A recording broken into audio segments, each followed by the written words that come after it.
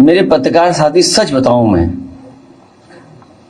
जब से खुदाई हो रही है मुझे कुछ याद आ रहा है। जो लोग कहते थे उस बात को मैंने उतना सीरियस उस समय नहीं लिया था। अभी कल ही आपके एक पत्रकार मित्र मिले थे, मैंने उन्हें थोड़ा बता दिया है, लेकिन अब सब प्रेस से सबको बताना चाहिए। मुख्यमंत्री आवास में भी शिवलिंग है, इसकी भी खुदाई होनी चाहिए। सच में हमारा मानना है, हमारा भरोसा है कि वहां पर एक शिवलिंग है, उसकी खुदाई के लिए हम सब लोगों को तैयारी करनी चाहिए। और मैं तो अपने पत्रकार साथियों से कहूंगा कि आप लोग आगे आगे चलो, हम आपके पीछे पीछे चलेंगे, क्योंकि आपको लॉटरी नहीं दूंगा मैं पीछे।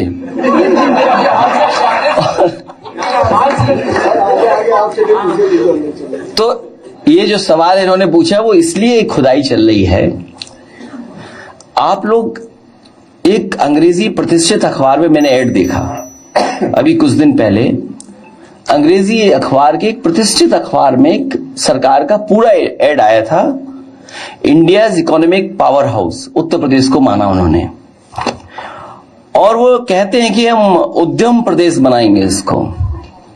और उद्यम प्रदेश में ये कहते हैं कि इन्वेस्टमेंट के लिए हमें जो टारगेट है हमारा, देखिए इन्वेस्टमेंट के लिए, उद्यम प्रदेश बनाने के लिए जो हमारा टारगेट है वो है 1.5 लाख एकड़ जमीन एक्वायर करनी है।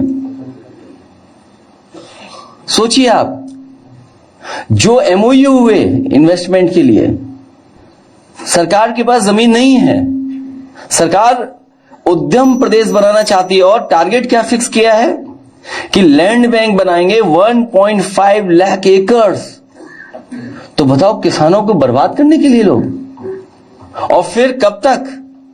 27 तक पर जमीन एक्वायर करेंगे। इसका मतलब ये हुआ कि बहुत समझदार अधिकारी है, वो जानता है कि काम ऐसे ही करते रहो, फाइल चलाते रहो, 27 में जब सरकार बदल जाएगी तब असली इन्वेस्टमेंट आएगा। ये लिखा है, ये पढ़िए आप, ये मैं कोई अपनी तरफ से नहीं कह रहा हूं, ये तो अखबार का ऐड है इनका। और फिर जो एमओयू किए थे अब उनसे नहीं हो रहा, सीडीआर रेशियो उनसे नहीं बढ़ने जा रहा बैंकिंग का। जो बड़े बड़े एमओयू हुए थे, जो आपने हमने सबने कैमरे और टीवी पे देखा था, तो उसमें सीडीआर रेशियो बढ़ाने की बात हुई थी। तभी बढ़ता कि जब इन्वेस्टमेंट आता था, वो लोन लेते तो सीडीआर रेशियो स्टेट का बढ़ता। अब स्टेट का सीडीआर रेशियो नहीं बढ़ रहा है, सीडीआर रेशियो नहीं बढ़ रहा है स्टेट का। कह रहे हम डिस्ट्रिक्ट लेवल पे लोन दिलवाएंगे। जो हमारे एक साथी कह रहा था उधार, अब बताओ कितना हो गया उधार।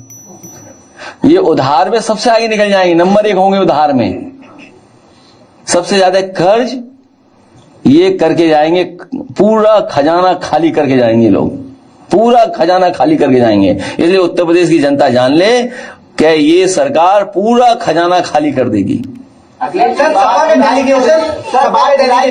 जा रहा है, किसान के तहत पानी की टंकियां बनाई जा रही बिना सॉइल टेस्ट के, और वो गिर रही हैं। कहाँ पे?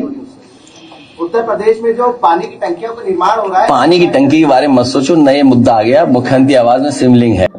जब कांग्रेस की सरकार थी उस समय भी आप मंत्री थे, सरकार समाजवादियों की थी। मैंने मांग की थी कि रायबरेली से लेकर के इलाहाबाद प्रयागराज के लिए 4 लेन 6 लेन रोड बननी चाहिए। उस समय भी सरकार थी, नहीं दी, बनाया। और आपको पता होगा, अखबार में हमने समय समय पर पढ़ा है कि ये गंगा एक्सप्रेसवे है, जो गंगा एक्सप्रेसवे है वो कुंभ से पहले चालू हो जाएगा। कहां चालू हो गया बताइए आप?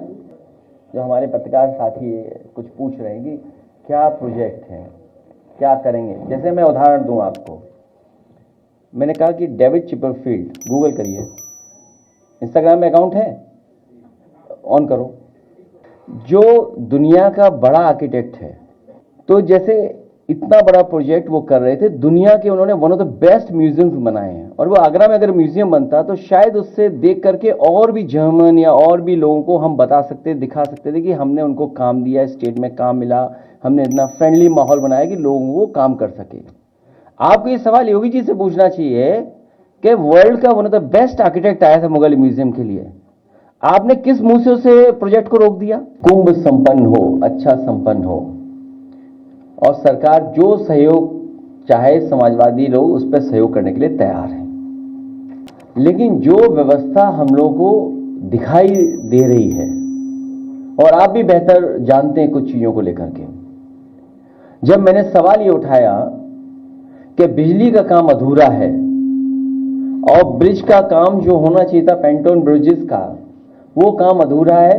कई महीनों की तैयारी के बाद कुछ ही बन पाए थे ब्रिजेस, और 20 से ज्यादा ब्रिजेस बनने उसमें। तो आप सोचिए 13 दिन या 14-15 दिन में कैसे ब्रिजेस बन जाएंगे। तो ऐसे विपक्ष की पार्टी, हमारी जिम्मेदारी बनती है सरकार को समय समय पर कटघरे में खड़ा करने के लिए। अब देखिए सरकार कितनी समझदार है, कितनी होशियार है।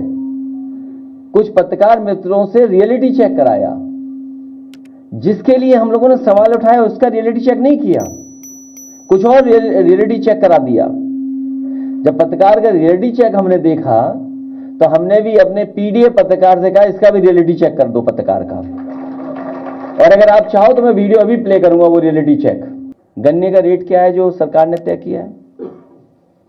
भाई पेराई सीजन शुरू हो गया है, क्या गन्ने की कीमत बढ़ा दी सरकार ने? क्या गन्ने का भुगतान हो रहा है? रेट क्या तय किया सरकार ने इस पेराई सीजन का? जो ये सीजन चल रहा है सरकार, और महंगाई के हिसाब से क्या आय दोगुनी हो रही है उनकी? और फिर अर्थव्यवस्था कहां पहुंचा दी? 5वें नंबर पे, 3वें नंबर पे। और हमारे मुख्यमंत्री जी तो, उत्तर प्रदेश की सरकार तो 1 ट्रिलियन को छोड़ ही नहीं रही है, और इतना 1 ट्रिलियन बोल देगी, इतना 1 ट्रिलियन बोलेगी, आपको लगेगा $1 ट्रिलियन इकोनॉमी हो गई है यूपी की। सोचिए आप। तो जो सवाल वो है, उसके अलावा ये सवाल भी महत्वपूर्ण है कि अभी भी गन्ना किसान का रेट तय नहीं हुआ है, बिजली महंगी है, महंगाई बढ़ रही है, नौकरी रोजगार है ही नहीं। इसके प्रायोजक हैं एडवांस कंप्यूटर, निकट इंडियन बैंक, बूढ़नपुर, आजमगढ़। यदि आप अपनी बच्चे को कंप्यूटर की उत्तम शिक्षा देना चाहते हैं तो तुरंत संपर्क करें।